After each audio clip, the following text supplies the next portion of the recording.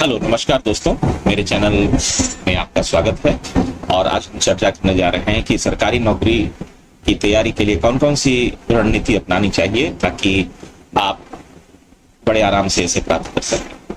अगर आपको भी सरकारी नौकरी पाने की चाहत है तो ये वीडियो आपके लिए ही है, इसे पूरा देखें और अच्छा लगे तो इसे लाइक शेयर कमेंट करें और अपने दोस्तों को भी शेयर करें। तो चलिए देखते हैं। तो सबसे पहले जो बात समझ में आती है कि गवर्नमेंट एग्जाम की तैयारी हम लोग क्यों करते हैं, सरकारी एग्जाम की तैयारी हम लोग क्यों करते हैं, तो क्या इसमें गुण है जिसके कारण जो है युवा इसकी तरफ आकर्षित है। तो सबसे पहले हम देखेंगे कि इसमें जॉब सिक्योरिटी है, क्योंकि इसमें निकाले जाने का खतरा कम है। अगर आप परमानेंट जॉब पे आ जाते हैं तो बहुत सारी प्रक्रिया को अपनाना पड़ता है आपको निकालने के लिए, इसलिए इसमें जॉब सिक्योरिटी ज्यादा है। अच्छा, इसमें आपकी तनख्वाह भी अच्छी है, रिस्पेक्टेबल सैलरी है, और जो भी अलाउंस है अगर आप किसी अच्छे जॉब में अगर आ जाते हैं तो उसमें रिस्पेक्टेबल सैलरी है और जो अलाउंस है, पक्ष हैं, वो भी बहुत है। तीसरा है कि सोशल प्रेस्टिज, जो अभी भी सरकारी नौकरी का जो क्रेज युवाओं में है वो सबसे पहले इस कारण से है कि जो हमारा जो मध्यम वर्गीय परिवार, मध्यम वर्गीय जो समाज है उसमें अभी भी इसकी काफी प्रतिष्ठा है, सरकारी नौकरी की काफी प्रतिष्ठा है और लोग इसे एक सम्मानजनक मतलब प्रोफेशन के रूप में देखते हैं। तीसरा हो गया, और चौथा है कैरियर ग्रोथ एंड अपॉर्चुनिटीज। ये भी सरकारी नौकरी में काफी है, जिस पर हम आगे चल करके विचार करेंगे। तो चलिए नेक्स्ट देखते हैं कि क्या क्या टॉपिक हम लोग इस वीडियो में कवर करेंगे। तो पहला है what to cover, choosing the right exam. कौन कौन सा एग्जाम आपके लिए जो है उचित रहेगा, आपकी योग्यता के आधार पे आप डिसाइड करेंगे कि कौन सा एग्जाम आपको देना चाहिए जिसके कारण आप श्योर शॉट उसको आप गवर्नमेंट जॉब को प्राप्त कर सकें। स्ट्रेटेजी है प्लानिंग, अगर गवर्नमेंट जॉब को आपको प्राप्त करना है तो उसके लिए कौन कौन सी रणनीति और कौन कौन सी योजना आपको तैयार करके रखनी पड़ेगी ताकि उस पर आप अमल करके अपने गोल को अचीव कर सकें। स्टडी मटेरियल क्या होगा, स्टडी मटेरियल आप जो गवर्नमेंट जॉब की तैयारी करेंगे तो उसमें एक सिलेक्टिव स्टडी मटेरियल आपको चूज करेंगे। बहुत ज्यादा नहीं पढ़ना है, जिस पर हम लोग आगे चलकर विचार डिस्कशन करेंगे तो उसके बारे में चर्चा होगी। और stage of preparation, stage of preparation क्या क्या होगा उस पर चर्चा होगी। रिसोर्सेज एंड टूल्स, कौन कौन से रिसोर्सेज एंड टूल्स का हम लोग यूज कर सकते हैं गोल को अचीव करने में, उस पर चर्चा हम लोग करेंगे। एग्जाम डे के दिन क्या क्या सतर्कता आपको बरतनी चाहिए उसके बारे में चर्चा करेंगे। Common mistakes and how to avoid, जो हम लोग तैयारी के दौरान जो भी कॉमन मिस्टेक, सामान्य जो गलतियां करते हैं उनको से कैसे बचा जाए उसके बारे में भी हम लोग इस वीडियो में चर्चा करेंगे। और कंक्लूजन जो हम लोग लास्ट में निष्कर्ष निकालेंगे कि किस तरह से इसका एक निचोड़ क्या है। तो चलिए फिर आगे बढ़ते हैं, देखते हैं। तो सबसे पहले आप देखिए कि आप एक उचित एग्जामिनेशन जो है आपकी योग्यता के अनुसार कौन सा है और जॉब कौन सा है और उसकी तैयारी करने के लिए आपको क्या क्या स्ट्रेटेजी एंड प्लानिंग करनी पड़ेगी। तो देखते हैं कि आप किस किस मापदंड, किस किस पैरामीटर को ध्यान में रखते हुए आप एक राइट एग्जाम सेलेक्ट कर सकते हैं। तो सबसे पहले कि ये देखते हैं कि आपका एजुकेशनल बैकग्राउंड क्या है, आप कैसे मतलब शैक्षणिक पृष्ठभूमि से ताल्लुक रखते हैं, उस पर बहुत डिपेंड करता है कि आप किस सरकारी नौकरी के लायक हैं और किस सरकारी नौकरी की तैयारी आप कर सकते हैं। जैसे आप अगर 10th पास हैं तो आप उस सरकारी नौकरी के लायक हैं जो कि 10th पास लोगों को ही मिल सकती है। आप अगर ग्रेजुएट हैं तो फिर जो निर्धारित जो उसका एलिजिबिलिटी क्राइटेरिया है, अगर आप उसको फुलफिल करते हैं तो फिर आप उस तरह की जॉब में जा सकते हैं। Know your strength and weakness, आप अपने जो आपकी क्षमता क्या है पहले आप उस पर विचार कर लें कि आप लिखने में बहुत अच्छे हैं, आप डिस्क्रिप्टिव वर्णनात्मक आप राइटिंग आप कर सकते हैं, आप एनालिसिस करके सोच सकते हैं और उसको फिर लिख सकते हैं। तो आपके लिए सिविल सर्विस जैसी परीक्षा बहुत अच्छी रहेगी। अगर आप में क्वांटिटेटिव एप्टीट्यूड बहुत अच्छा है तो आपको बैंकिंग वगैरह की परीक्षा बहुत अच्छी रहेगी। तो इस तरह के बहुत सारे जो है आप अपने बारे में स्ट्रेंथ और वीकनेस को अपने बारे में असेसमेंट करें और उस आधार पे आप निर्णय लें कि कौन सी परीक्षा की मैं तैयारी करूं कि शॉर्ट में उसे प्राप्त कर सकूं। अच्छा, तो फिर आगे हम चलते हैं। नीचे वही है, which sector do you want to work in banking. और हाँ, आप सबसे बड़ी बात है कि आपका इंटरेस्ट किस तरफ है, बैंकिंग है की तरफ है, रेलवे की तरफ है, सिविल सर्विसेज की तरफ है, या किसी अन्य परीक्षा की तरफ है, मतलब किसी अन्य जॉब की तरफ है जिसमें आप जाना चाहते हैं। तो रुचि भी एक मायने रखता है, वो भी एक बहुत इंपॉर्टेंट पैरामीटर है किसी जॉब को सेलेक्ट करने में। तो चलिए फिर आगे हम बढ़ते हैं कि और देखते हैं उसको। तो कैसे हम योजना बनाएं, कैसे हम स्ट्रेटेजी एंड प्लानिंग बनाएं किसी जॉब को प्राप्त करने के लिए, तो उसके लिए हमें क्या करना पड़ेगा। तो सबसे पहले हम देखते हैं कि आप जिस भी परीक्षा के बारे में आप तैयारी करना चाहते हो, जिस भी परीक्षा को आपने सेलेक्ट किया हो, जिस भी जॉब को आपने सेलेक्ट किया हो, उसकी तैयारी आपको करनी है। वो तो आपने सेलेक्ट कर लिया, अब उसकी तैयारी कैसे करनी है, उसके लिए आप उसके सिलेबस को पढ़िए, उसके सिलेबस पर एक नजर डालिए और उसमें कौन कौन से इंपॉर्टेंट टॉपिक हैं उसको पहले आइडेंटिफाई करें। आपको पूरा सिलेबस नहीं पढ़ना है, लेकिन एक रणनीति के अनुसार आपको चलना है। ठीक है, एक रणनीति के अनुसार चलना है कि जिस सिलेबस के जिस पार्ट से ज्यादा क्वेश्चन पूछे जाते हैं उस पे आपको ध्यान देके चलना है, उस पे आपको फोकस करना है और उससे आपकी 70% परीक्षा में जो प्रश्न पूछे जाते हैं वो 70% जो है 70-80% जो है कुछ सिलेबस के इस पार्ट से प्रश्न पूछे जाते हैं कि आपको उसकी तैयारी करनी ज्यादा फायदेमंद है। बाकी का मैं नहीं कर रहा हूं कि आप छोड़ दीजिए, लेकिन उसकी तैयारी करनी आपको सबसे पहले जरूरी है। और अगर समय बचता है तो बाकी उसके पार्ट को देखेंगे। तो उसके लिए आप 10 साल का, मेरे नजर में आप 10 साल का प्रश्न पत्र उठा, क्वेश्चन पेपर उठा और उसमें देखें कि आप एनालाइज करें कि किस सिलेबस के किस पार्ट से आपको ज्यादा क्वेश्चन पूछे जा रहे हैं और उस पार्ट की तैयारी उसको आप एक जगह नोट करना। 10 साल का जो आपका निचोड़ आएगा कि किस सिलेबस के किस पार्ट से, किस अध्याय से, किस चैप्टर से आपको ज्यादा क्वेश्चन पूछे जा रहे हैं, उस पे आप फोकस करें ज्यादातर और उसको आप तैयार करें और बाकियों पर समय बचने पे जो है आप आए। तो आप ठीक है, अब हम आगे बढ़ते हैं। Create study plan. तो जैसे मैंने आपको अभी तुरंत बताया कि एक स्टडी प्लान बहुत जरूरी है रणनीति के तहत और उसके लिए एक रियलिस्टिक टाइम टेबल बनाइए। ठीक है, या तो वो डेली हो या वो वीकली आधार पे हो या मंथली आधार पे हो, लेकिन एक रियलिस्टिक टाइम टेबल होना चाहिए। बिल्कुल स्ट्रिक्ट टाइम टेबल भी नहीं होना चाहिए कि बिल्कुल मैं 12 बजे रात में बैठूंगा पढ़ने और सुबह 6 बजे तक मैं पढ़ता रहूंगा और मुझे नींद आ रही है बीच में। इस तरह की नहीं होना चाहिए। हो सकता है कि आप परिवार में रहते हैं, हो सकता है कहीं आपके यहाँ कोई फंक्शन हो सकता है कि बहुत सारा आयोजन, मतलब आप दोस्तों के साथ घूमने जा रहे हैं, कभी फिल्म देखने का मन कर गया, तो इस चीजों को भी कहीं जाने का मन कर गया, अचानक कोई जरूरी काम पड़ गया परिवार में और आपको उसमें शामिल होना अनिवार्य है। तो ऐसा भी नहीं हो कि बिल्कुल मैं स्टडी प्लान ऐसा हो कि रूम बंद कर लिया, बैठ गया पढ़ने के लिए, इस तरह का नहीं होना चाहिए। लेकिन एक रियलिस्टिक टाइम टेबल बनाइए जिस पर कि आप अमल कर सकें, हमेशा अमल कर सकें। अगर आप बहुत स्ट्रिक्ट टाइम टेबल बनाते हैं तो आपको उस पर अमल करने में बहुत परेशानी होती है। तो इसलिए एक रियलिस्टिक टाइम टेबल बनाना बहुत जरूरी है।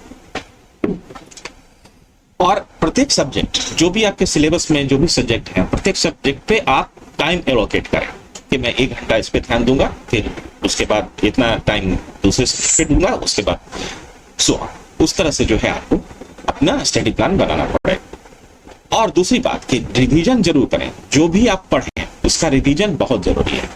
तो सबसे पहले जो हम देखेंगे कि एक LRP, एक पढ़ने का एक रूल है, L for learning, R for revision and P for practice. तो आप किसी चीज को लर्न करते हैं, अगर कोई चीज आप नया सीखते हैं तो आप उसको समय समय पर रिवीजन करते चलें। रिवीजन का भी एक तरीका है, वो मैं उस पर आगे वीडियो बना दूंगा, कि लंबी वीडियो बताएगी उस पर मैं आगे बना दूंगा। तो learning, revision and then practice. जो चीज आपने नया सीखा उसका आपने रिवीजन किया, ठीक है, और उसके बाद आपने उसकी प्रैक्टिस की तो वो आपका पक्का हो जाएगा, हमेशा के लिए पक्का हो जाएगा आपके दिमाग में, और आप कभी उसे भूलेंगे। और हमेशा अपने पर कॉन्फिडेंस रखें, ये नहीं समझें कि ये अगर टॉपिक बिल्कुल नया है मैं इसे तैयार नहीं कर सकता। बिल्कुल तैयार आप कर सकेंगे। आपको उसका रिवीजन समय समय पर करना है और उसकी प्रैक्टिस करते रहना है। आपको जो टफ कॉन्सेप्ट लगता है, किसी भी विषय में आपको टफ कॉन्सेप्ट लगता है, तो उसका रिवीजन आपको बार बार करना होगा और उसकी प्रैक्टिस आपको बार बार करनी होगी। तब तक आप करें जब तक वो बिल्कुल आपकी तरफ पानी की तरह साफ ना हो। तो ये आपका स्टडी प्लान रहेगा।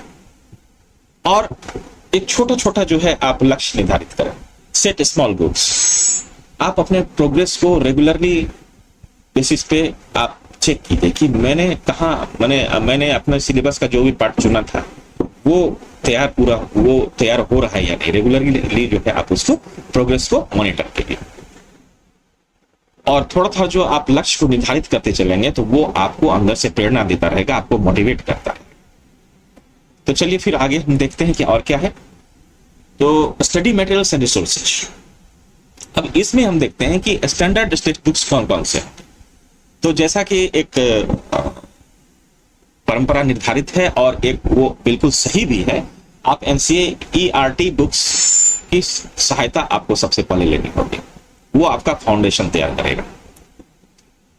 6 से लेकर के 12वीं तक की किताबें NCERT की, मेरे हिसाब से अगर UPSC की आप तैयारी करते हैं और सिविल सर्विसेज की तैयारी करते हैं या PCS की तैयारी करते हैं तो आप NCERT बुक्स की 6 से लेकर 12 तक की किताबों पर को पहले आप अध्ययन करें।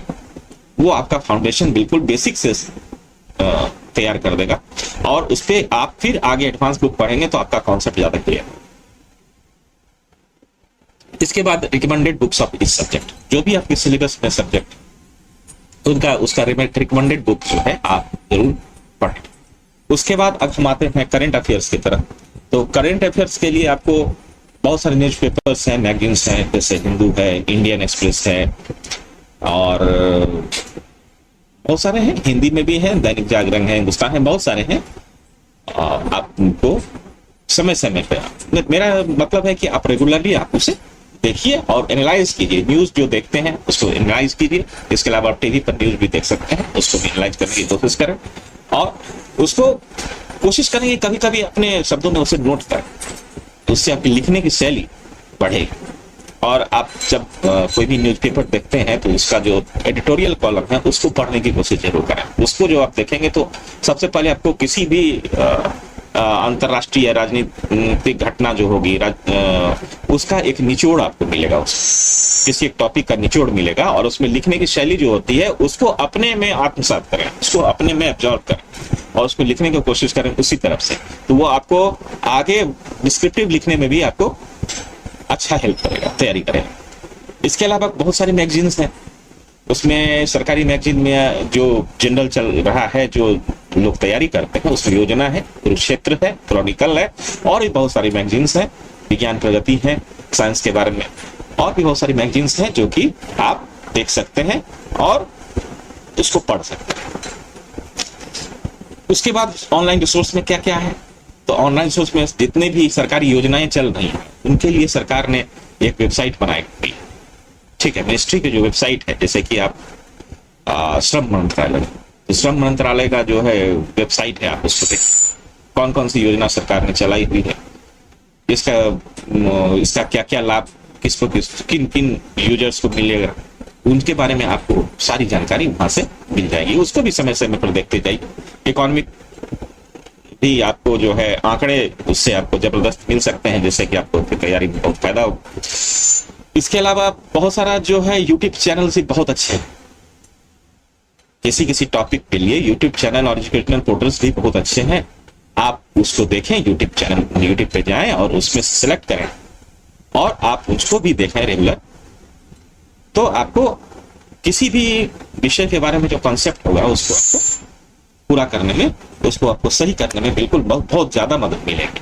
आज तो इंटरनेट का जमाना है, तो यूट्यूब पे बहुत सारे एक से एक कंटेंट क्रिएटर्स हैं जो कि बहुत अच्छे मतलब टॉपिक हर सब्जेक्ट पर बनाए हुए हैं, आप उसको देख सकते हैं और आपको वहां से बहुत लाभ मिल सकता है। उसके अलावा आपको मॉक टेस्ट प्लेटफॉर्म, बहुत सारे प्लेटफॉर्म्स ऐसे जो कि आपको टेस्ट सीरीज चलाते हैं मॉक टेस्ट का, तो उसको भी आप ज्वाइन करें ताकि ये पता चले कि आप कितने पानी में हैं, आपकी तैयारी कितनी है।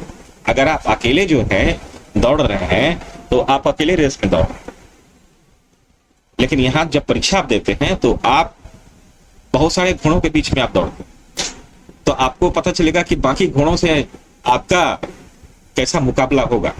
तो उसके लिए मॉक टेस्ट प्लेटफॉर्म बहुत जरूरी है। तो फिर हम और देखते हैं आगे क्या है। जनरल नॉलेज और करंट अफेयर्स के प्रिपरेशन के बारे में कुछ चर्चा कर लेते हैं। तो सबसे पहले history, geography, polity, economic and science, इसकी तैयारी करने के लिए ये सारे जो विषय हैं इनकी तैयारी करने के लिए ये सबसे पहले एनसीईआरटी की बुक्स को आप फाउंडेशन के लिए अध्ययन करें सबसे पहले।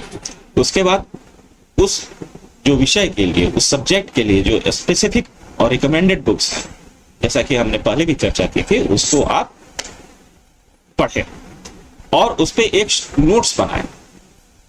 उस पे एक नोट्स बनाएं, हर टॉपिक पे जो भी आपने पढ़ा उस पे एक छोटा नोट्स बनाएं ताकि आपको रिवीजन करने में आसानी हो, आपका कॉन्सेप्ट क्लियर हो जाए। और करंट अफेयर्स के लिए जैसे मैंने पहले चर्चा की थी कि डेली न्यूज़पेपर्स हैं, मैगजीन्स हैं, ऑनलाइन रिसोर्सेज हैं और जो छोटे छोटे नोट्स जो आपने बनाए हैं वो आपको रिवीजन में आगे काम देंगे।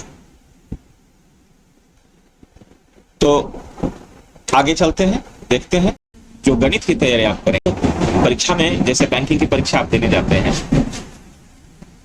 तो उसमें आपको मतलब समय कम रहता है, प्रश्न ज्यादा रहता है, तो उस चीज को ध्यान में रखते हुए आप शॉर्टकट, गणित के शॉर्टकट्स वगैरह को भी आप प्रैक्टिस करें ताकि आप कम समय में भी ज्यादा से ज्यादा क्वेश्चन को आप बना सकें। और प्रीवियस ईयर्स के क्वेश्चंस को आप जरूर देखें। मैंने पहले भी कहा कि 10 साल आप जब किसी भी परीक्षा की तैयारी करते हैं उसके सिलेबस को आप देखें और उसके प्रीवियस 10 ईयर्स के क्वेश्चन को आप एक जगह ले लें और एनालाइज कर लें कि किस सेक्टर से कितना क्वेश्चन पूछा जाता है और जिस सेक्टर से जितना क्वेश्चन पूछा जाता है उसकी तैयारी पर ज्यादा फोकस करें। फिर रीजनिंग पे आते हैं। Understand different types of questions, coding, decoding, blood relations, puzzles. Reasoning में बहुत सारे हैं मतलब सेक्टर्स हैं, जैसे कोडिंग, डिकोडिंग है, ब्लड रिलेशंस है, पजल्स है, फिर आपको बहुत सारे उसमें ये है, तो आप उसकी तैयारी उसी हिसाब से कर सकते हैं। फिर रेगुलर प्रैक्टिस बहुत जरूरी है। रेगुलर प्रैक्टिस, आप प्रैक्टिस सेट उठाएं, प्रैक्टिस सेट उठा करके आप उसकी तैयारी करें, ठीक है। और एक समय सीमा के अंदर घड़ी देख करके जितनी देर का है वो समय सीमा के अंदर आप उस प्रैक्टिस सेट को बनाने की कोशिश करें, बिल्कुल जब तक एक्यूरेट उसमें ना हो जाए। ये रोज अगर आप प्रैक्टिस करेंगे तो आप समझें कि आप रोज एग्जाम दे रहे हैं, एग्जाम की तैयारी, आप मॉक एग्जाम रोज दे रहे हैं और ये प्रैक्टिस आपकी बन रही है और समय सीमा के अंदर आप सारे प्रश्न को सही हल करने के लिए बहुत ही सक्षम हो जाए। और जैसा मैंने पहले भी कहा कि आप हर विषय के लिए मॉक टेस्ट जरूर कीजिए। मॉक टेस्ट आपको आपकी तैयारी को असेस करने में बहुत सहायता करेगा। तो चलिए अब देखते हैं कि regular revision and mock test, जैसा कि मैंने पहले भी हम लोगों ने चर्चा की थी, वो उस पर हमें क्या करना है। Allocate time in your time table for revision. आप अपना एक उसके लिए एक टाइम टेबल, रिवीजन के लिए एक टाइम टेबल फिक्स करें और concise notes and mind maps utilise करें। Concise notes and mind maps को यूटिलाइज करें। Keep revisiting what you have studied. जब भी आप किसी चीज को नहीं पढ़ते, जैसे हमने पहले कहा LRP, learning, revision and practice, ये बहुत जरूरी है। ये बहुत जरूरी है आपको सफलता प्राप्त करने के लिए। तो आप जो भी पढ़ते हैं उस पर बार बार जो है आप उस पर रिवीजन करें ताकि वो आपके दिमाग में पक्का हो। फिर आप मॉक टेस्ट, जैसे हम लोगों ने चर्चा की थी कि हर विषय का मॉक टेस्ट आपको लेना है, तो आप मॉक टेस्ट जरूर दें।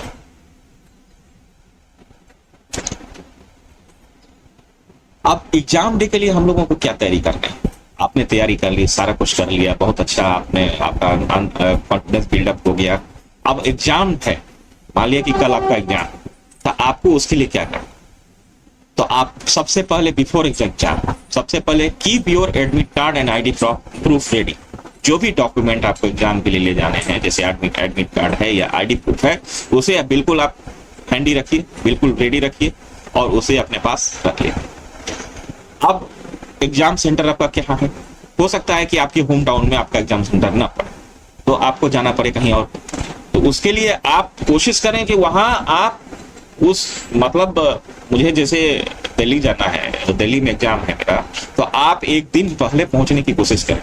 बिल्कुल एग्जाम के दिन पहुंचने की कोशिश मत करें, एक दिन पहले आप वहां पहुंचे, जहां आपको रहने की व्यवस्था है वहां आप रह लें।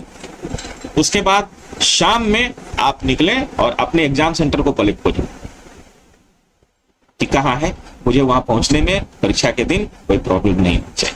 इसलिए एक दिन पहले पहुंच करके और एग्जाम सेंटर और उसका रूट किधर से मुझे जाना आसान पड़ेगा और कैसे मैं समय पे एग्जाम सेंटर पहुंच जाऊंगा, ये आपको एडवांस में ही क्लियर कर लेना होगा।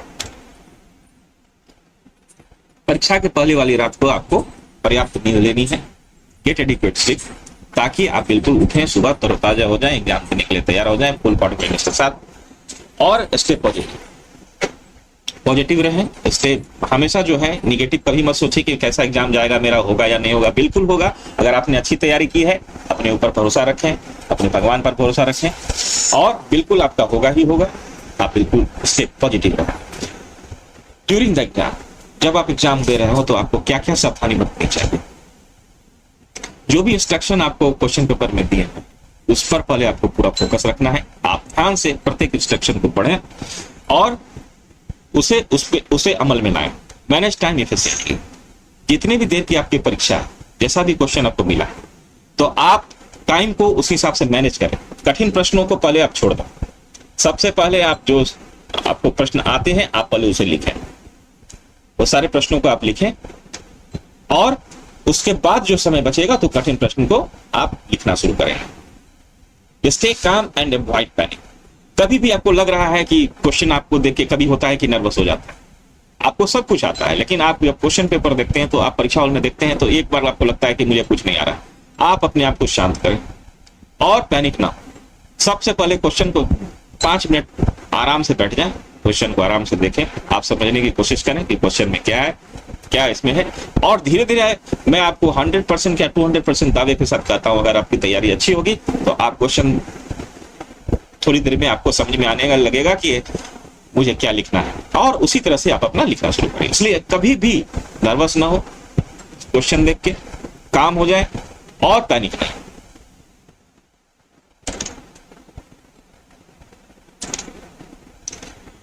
अब हमें ये देखना है कि कॉमन मिस्टेक्स कौन कौन से हैं जिन्हें हम अवॉइड कर सकते हैं। स्टडिंग विदाउट ए प्लान। अगर आपकी तैयारी में कोई प्लान नहीं है तो आपकी तैयारी बिल्कुल अधूरी है। आपको किसी प्लान के तहत ही तैयारी करनी चाहिए। किस तरह से मैं पढ़ूंगा, जैसा हमने पहले भी चर्चा की, उस प्लान के तहत आपको अपनी तैयारी करनी पड़ेगी। नहीं तो आप एक भटकती नाव की तरह हैं जो कि समुद्र में किसी भी दिशा में जा रही, तो वो तैयारी किसी काम की नहीं हो रहेगी। और वो हार्डवर्क जो है अगर आप कर भी रहे हैं तो वो हार्डवर्क आपका फलीभूत नहीं होगा। इसलिए बहुत जरूरी है कि किसी स्टडी जो आप कर रहे हैं, किसी परीक्षा की तैयारी कर रहे हैं, किसी उसी दिशा में एक फुल प्रूफ प्लान की तरह एक अच्छे प्लान को ध्यान में रखते हुए करें। अच्छा, जब आप परीक्षा की तैयारी करते हैं तो किसी एक सब्जेक्ट पे फोकस ना करें। सिलेबस में बहुत सारे सब्जेक्ट होते हैं, सब पे इक्वल समय दें, सबका इक्वल कॉन्सेप्ट पूरा करने का आप सब करने का कोशिश करें। रिवीजन हमेशा करें, जैसा हमने पहले भी कहा, मैं एक बार फिर दोहरा देता हूं, लर्निंग, रिवीजन एंड प्रैक्टिस, ये आपका की पॉइंट्स, किसी भी के लिए आपका की पॉइंट है, लर्निंग, रिवीजन एंड प्रैक्टिस। इस पर आपको ध्यान देना है पूरा। मॉक टेस्ट जरूर दें, जिससे आपको आपकी तैयारी पूरी करने में बहुत आसानी होगी। मॉक टेस्ट आपकी तैयारी का आकलन करता है और मॉक टेस्ट आपको देना ही चाहिए। अच्छा, कभी भी लास्ट मिनट ऑफ प्रिपरेशन पर फोकस ना करें कि ठीक है परीक्षा मेरा 10 दिन के बाद है तो ठीक है कोई बात नहीं है, तो मैं बाकी दिन जो है पढ़ेंगे नहीं, आज मैं आराम कर लेता हूँ और परीक्षा के 10 दिन पहले से पढ़ना शुरू करूंगा। ऐसा तो बिल्कुल ना करें, पहले से तैयारी करते रहें। Slow and study wins the race, ये कहावत आपने भी सुनी होगी, वो जरूर आप करें। और कभी भी परीक्षा के 10 दिन पहले से तैयारी करना शुरू ना करें, आप लंबे समय से तैयारी करें और हमेशा इक्वल तैयारी करते रहें, उससे आप बहुत आराम से अपनी तैयारी को पूरा कर लें। दूसरी बात, किसी भी निगेटिविटी को ध्यान में ना रखें, मोटिवेशन हमेशा मोटिवेटेड। बहुत सारे आपको ऐसे लोग मिलेंगे जब आप तैयारी करेंगे परीक्षा की, आपके साथी संगी होंगे, आपके पड़ोस होंगे, आपके रिश्तेदार हो सकते हैं, जो आपको ये कहेंगे कि क्यों इस विषय में इस चीज की तैयारी कर रहे हो, तुमसे नहीं होने वाला है। हम भी यहाँ 10 साल कोशिश किए, 20 साल कोशिश किए, 25 साल कोशिश किए, लेकिन मेरा भी नहीं। लेकिन उनकी बातों पर ध्यान नहीं देना, आपको बिल्कुल मोटिवेटेड रहना है। अगर आपने सोच लिया कि इस चीज की मुझे तैयारी करनी है तो आपको करनी